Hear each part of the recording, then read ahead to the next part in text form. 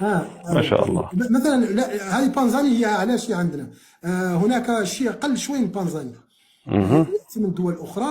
يعني ان ربما نتحدث عن الدرجه الثالثه في هذه المواد تاتي الجزائر. ولكن مثلا اقول لك، عندما نتحدث هنا عن الالبان المعلبه طويله المدى، مثلا الجوده الذي ياتي من المغرب، وعندنا مئات التي تاتي من فرنسا ومن كل مكان. الجوده اليوم هي اكثر الالبان مستعمله في موريتانيا.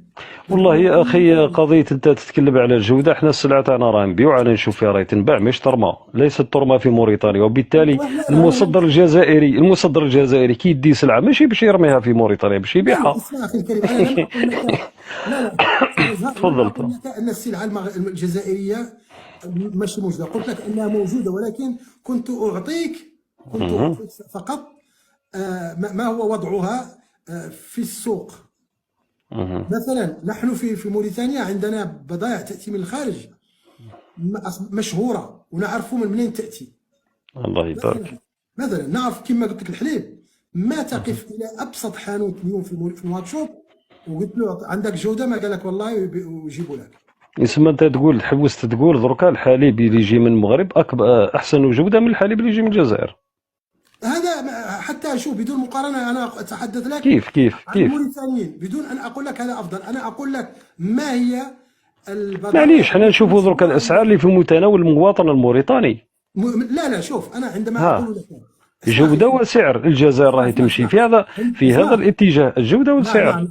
عندما تفضل. اقول لك ان، اسمعني، شوف كلام اللي قلت لك هذا اللبن اللي هو الجوده.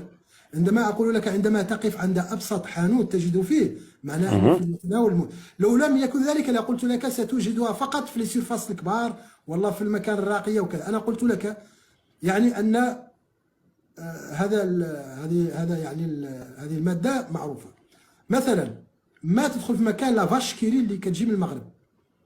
يعني لافاش كيري شركة فرنسية في الأساس، نو؟ مهم هي هذه ها؟ لافاشكري اللي هنايا. فرنسية ياك؟ حنا شوف عندنا علامات جزائرية، ما عندناش. اسمع أستاذ، الفرق وين بين اسمع لا المغرب، اسمع نو اسمح لي، بين انا ما البضائع كنتكلم، المغربية. اسمعني. انا لا لا، كنتحدث سمعتك، عن أنا نسمع فيك، اسمعني. أنا نسمع لا فيك. حالي نتبلى، تعالي تفضل. نكمل كلامي كاش تفضل تدخل. تفضل لا يا اسمع أستاذ. فاشكري هذا.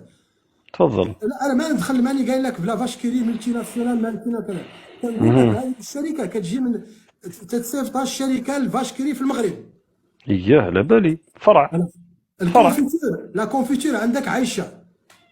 إيه، عندنا لي كونفيتور، حنا لي مارك نسميهم لك، والله ما نقدر نسميهم لك، لا تعد ولا احنا تحصى. عندنا كثير، اسمع، احنا عندنا كثيرين، ولكن الله كونفيتير عيشة من يبارك. اجود لي كونفيتير الموجودين على السوق وهل الموريتاني. جربت انت لي كونفيتور الجيريان باش تقول لي كونفيتور ولا عايشه هذا اقرب بوتاتري منه، نفس. ينافس في لاكاليتي، في الجوده وفي السعر لي كونفيتور تاع الجزائر؟ جربت انت لي كونفيتور الجيريان باش تحكم؟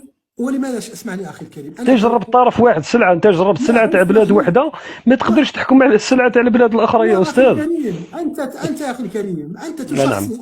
ما لا، كنتكلمش وشخصا على انت راسي، راك تتكلم على عيشه، ما تكلمتش ما على عيشه كنتكلمش انا. على راسي، كنتكلم لك على البضائع الاشهر والاكثر استعمالا على السوق الموريتاني. بحكم انه كانت ولذلك السلع انا منذ زمان، والسلع لا اتي بحكم. الاول. لا اسمح لي استاذ، بحكم انه السلع منذ زمان، السلع المغربيه هي اللي تجي لموريتانيا. اليوم ايوا ايوا السوق نعم. الموريتاني ولكن انفتح، لا اسمح لي، اليوم كان انفتاح السوق الموريتاني على السلع الجزائريه، وبالتالي المواطن الموريتاني هو اللي يدير لا ديفيرونس، هو اللي يقارن بين السلعه هذه هو اللي احسن يدير. انا كنت فوالا. اكلمك الان. وفي ذلك فليتنافس المتنافسون. انا ارى ايوه ان سيدنا السلعه. أرى أن بلادي أنا الحمد لله تمشي بخطى واثقة وصلبة وصحيحة، رايحة لتفتح على القارة السمراء، وتنشئ دائرة دي زون دو ليبر ايشونج بين الدول الجوار، وبالتالي حنا الناس كل تخدم، تولي هذا يعني كلام الحمد سليم، لله. هذا الان قلت لي كلام سليم. الان انت بيان اتفق سور. معي. قلت لك، نتفق. هذا الشيء اللي قلت لك، ان المملكه المغربيه خطوت خطوات قبلكم، وانتم تحتاجون الى وقت واليوم راهي في من تراجع. دبلوماسية ومن كذا لا لا وكذا. لا لا، اليوم لكن نشوف، أنا نشوف المملكة المغربية راهي في تراجع اليوم، راهي في تراجع. مؤخرا شفنا حنايا الدوله الموريتانيه الشقيقه فرضت رسوم وضرائب جمركيه مرتفعه جدا، وبالتالي المغاربه ردت اليهم بضاعتهم، والجزائر راهي فتحت وكان دي بروجي كبار راهم يتخدموا مع الشقيقه موريتانيا. وهذا تضييق، إلى جينا نحكيو باللغه السياسيه وبالمنطق السياسي بعيدا عن الامور الاقتصاديه، هذا تضييق من الجزائر على الجاره الغربيه. هذا نشوف هكا. هذا بيان سور. هو اللي قلت لك اشتهاراتي هو تفسيرك انت. تفسيرك انت ان النظام الموريتاني سياسيا يضيق على النظام المغربي في رفع الرسوم على على بعض البضائع. يجب ان تكون عندك المعلومه.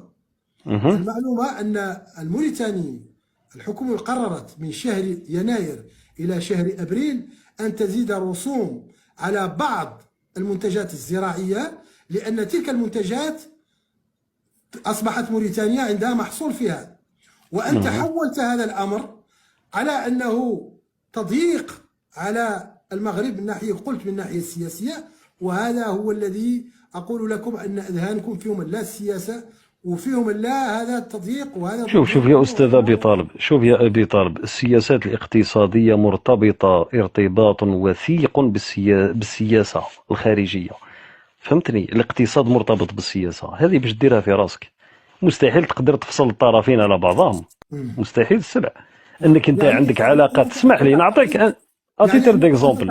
يا اخي جزائر، انت تعتقد ان ما قلت لك من معلومه ان كون الحكومه الموريتانيه فرضت على بعض، الله اعلم، انتم اهل مكه ادرى بشعابها. ما غتخلينيش نجيب جمله. لا ما تقوليش نعتقد امور دير فيها الدوله الموريتانيه، انا لا دخل لي، انتم ادرى بمصالحكم. الدولة الموريتانية أدرى بمصالحها، ما عنده ما دخلني أنا اللي يهمني العلاقات الثنائية بين الجزائر وموريتانيا، شيء آخر ما يهمنيش. ولا اش ما يهمكش أنت الآن قلت على موريتانيا ضيقت على المغرب بزيادة الرسوم، ولا ما يهمنيش. تفضل أخي نور الدين، مرحبا بك وسهلا. الله تحياتي.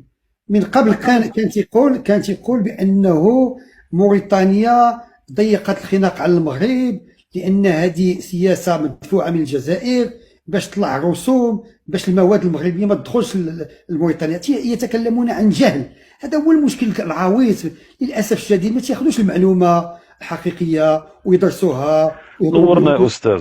لا تقاطع. لا قلت له نورنا تفضل. وهو نور الاخ موريتاني اللي هو ادرى، ومن بعد تقول له اهل مكه ادرى من شعبها. في الاول كنت تقول له اهل مكه ادرى من شعبها، قول له يا الاخ ابي طالب انت موجود في موريتانيا، نورنا، اعطينا المعلومات الصحيحه وتصنت وبهدوء عاد نفعل. انتم دائما منفعلين ودائما عندكم هذه الغيره على البلد ديالكم. اظن ان المنفعل في هذا اللايف هو انت يا سي نور الدين، انت المنفعل، انا لست منفعل. والله ماني منفعل. تفضل، لا غير بشويه عليك سي نور الدين، تفضل. انت تقاطع يا ابنة اخزر، الله يخليك. انا راني شوف، انا اكن لكم كل احترام وتقدير، انا ما عنديش مشكل مع الجزائريين، صافي القضيه هذه، ولكن غير تنقول لكم نصيحه، شويه الهدوء، ما تبقاش تكون فيكم انفعال.